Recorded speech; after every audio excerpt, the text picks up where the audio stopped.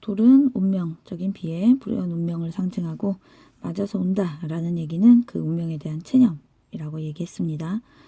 사러리 사러렸다 바다에 사러렸다.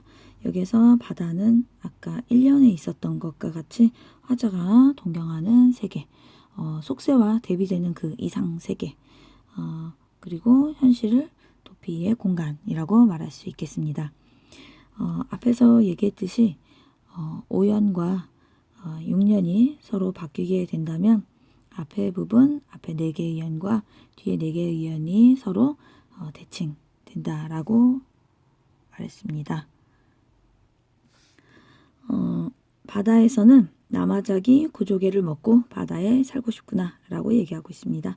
나마자기 구조개는 앞에서 봤던 머리, 다래처럼 소박한 음식을 비유하고 있습니다. 가다가 듣노라 애정지 가다가 듣노라.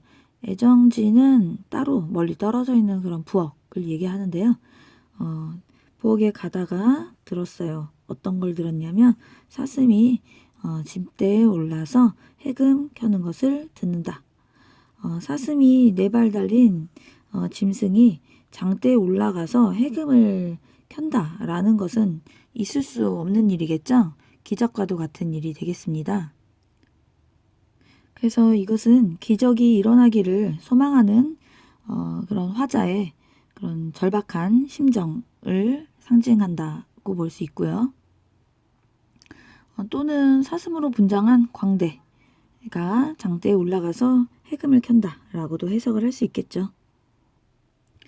가다가 배부른 독에 가더니 배부른 독에 항아리 불룩한 부분을 얘기하는 겁니다. 설진 강수를 빚는다. 설진 강수 독한 수를 빚는다. 이 강수는 현실의 고통을 이제 잊기 위한 그런 매개물이 되겠죠. 물론 이것으로 인해 계속해서 고통을 잊게 되는 건 아니고요. 잠깐 일시적으로 해소해주는 그런 매개물이 되겠죠. 이 부분이 이제 삶의 고뇌를 잊기 위한 도구가 되겠고요. 조롱곳 누로기가 매와 잡사하니 조롱곳 누로기가 잡는다 라고 표현을 하고 있죠. 이 술이 나를 잡는다 라고 표현을 하고 있습니다. 화자가 현실의 고통을 잊기 위해서 술을 찾고 술을 마시는 것을 이 술이 나를 잡는다 라고 표현함으로 인해 주객전도된 표현이 되겠죠. 이것이 나를 잡으니 내가 어떻게 하겠느냐 어찌하리이꼬 라고 체념의 정서를 보이고 있습니다. 이 시는 청산별곡은 청산과 바다를 노래하고 있죠. 청산과 바다는 현실에 존재하는 그런 산이나 바다가 아니라 시의 화자가 현실의 고통과 근심을 벗어날 수 있는 그 상상의 공간입니다. 이러한 관점에서 본다면 이 노래의 화자는 현실에서 고통을 느끼고 이것을 벗어나고 싶은 욕망을 가지고 있기 때문에 현실적, 세속적 공간으로부터 도피처로서 청산과 바다를 표현하고 있다고 말할 수 있습니다. 그리고 이 작품은 화자와 주제에 대해서 다양한 견해를 갖고 있는데요. 유랑민이라는 견해, 실현한 사람이라는 견해, 지식인이라는 견해 이렇게 3가지 있는 거 앞에서 보았습니다. 유랑민이라는 견해로 해석을 했을 때 청산에 들어가서 머루나 다래 등을 먹고 살아야 하는 민중의 고통스러운 삶, 특히 유랑민의 처지를 나타낸 노래라고 볼 수 있겠죠.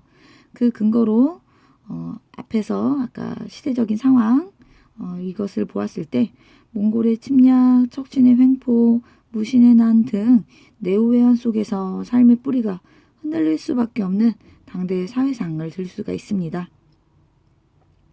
실현한 사람으로 볼 때에는 실현의 슬픔을 잊기 위해 청산으로 도피하고 싶어하는 사람의 심정을 읊은 노래 볼 수 있고요. 지식인이라는 견해로 보았을 때에는 속세의 번뇌를 해소하기 위해 청산을 찾고 기적과 위안을 구하면서도 삶을 집요하게 추구하는 지식인의 수를 노래하고 있다라고 볼 수도 있겠죠.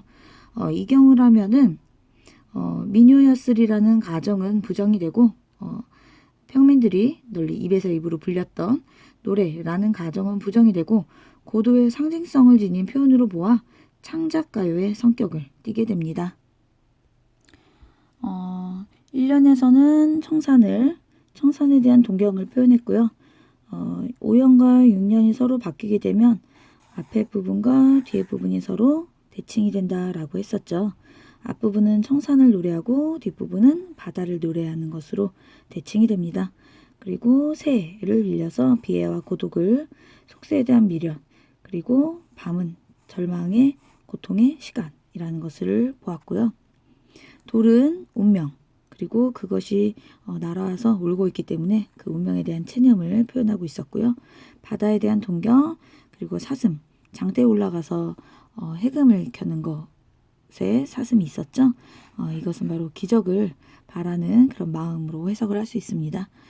강은수는 일시적으로 그 고뇌를 해소해주는 역할을 하게 됩니다. 여기서의 음악성은 3-3-2조 3음보, AA-BA 구조의 반복, 후렴구 사용을 하고 있습니다. 운율 형성한다는 거겠죠. 화자의 정서를 구체적인 심상으로 형성하고 있다. 그리고 함축성이 높은 시어를 상징하고 있습니다. 화자에 대한 견해는 유랑민, 실현한 사람, 속세를 떠난 지식인. 그리고 후렴구는 운율 형성, 해석할 필요는 없다라고 했었죠. 내용과 반대가 되는 그런 경쾌한 분위기를 나타내고 있습니다. 그리고 고려 가요에서의 이 후렴구는 연을 나누는 그런 역할을 한다라고도 했었고요. 학습활동에 나와 있는 한림별곡과 비교가 되고 있는데요. 이따 한림별곡을 하도록 하겠습니다. 경기체가라는 갈래는 여기 구절에서 인용이 된 건데요. 경기체가는 고려 중엽 무신난 이후에 새롭게 전개에 등장한 신흥 사대부들에 의해 향유된 노래입니다. 교술적 성격을 지닌 문학이고요. 고려 고정 때 발생해서 조선 선조 때까지 350년간에 이어진 별곡체 형태의 시가를 말하고 있는데요. 최초의 작품은 한림학사들이 지은 이 한림별곡입니다. 이 노래는 마지막 부분에 아까 얘기했듯이 경기 어떠하니 있고 라는 구절이 붙기 때문에 경기체가, 경기하여가 라고도 말합니다. 그리고 이 경기체가는 이렇게 제목에 별곡이라는 말이 붙어 있어서 고려가요의 청성별곡 등과 구별하기 위해 별곡체라고도 얘기를 합니다. 형성 배경에는 고려 후기 무신정변 이후에 새롭게 등장한 사대부 계층의 유흥적, 향락적인 생활에서 나왔다고 보는 것이 일반적인 견해입니다. 한림별곡은 내용 작가적인 측면에서 비교 정도만 하도록 할게요. 경기체가는 아까 얘기했듯이 신진 사대부들의 학문적 자부심을 자랑하고 있다고 보면 됩니다. 원순문, 인노시, 공로사륙, 유원순의 문장, 그리고 이인로의 시, 그 다음에 이공로의 사육 변려문, 그리고 이정현, 진한님, 상훈주필, 이정현, 이규보와 진화의 운을 맞추어서 거침없이 써내려간 글들, 그리고 춘기대책, 광균경의 양경시부, 대책은 글, 대책문, 임금의 물음에 답하는 글. 그래서 유춘기의 대책문, 민광균의 경서, 그리고 경서 뜻풀이, 그리고 김양경의 시와 부. 이 모습이, 이 시험장의 모습이 어떠합니까? 그 시험장의 모습이 어떠합니까?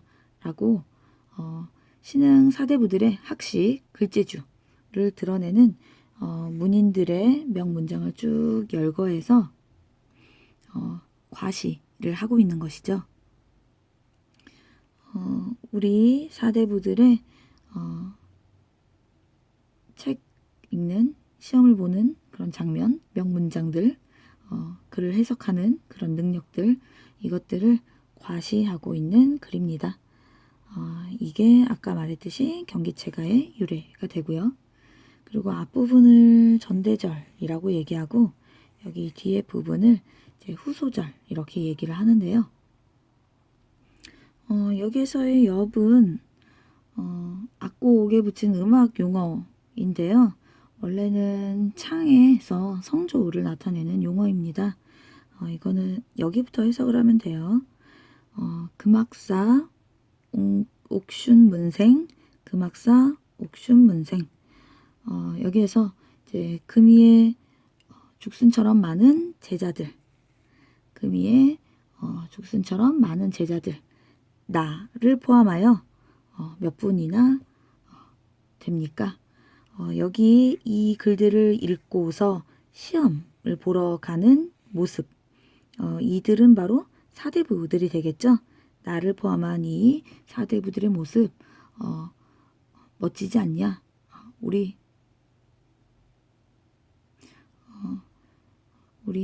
되게 똑똑한 사람 많지? 뭐 이런 얘기를 하고 있는 거겠죠. 여기에서 이 노래는 현존하는 가장 오래된 경기체가 작품이고요. 고려가요가 서민의 진솔한 감정을 표현한 평민 문학이라면 경기체가는 고려시대 사대부들의 정서를 표현한 귀족 문학이라고 할 수 있습니다.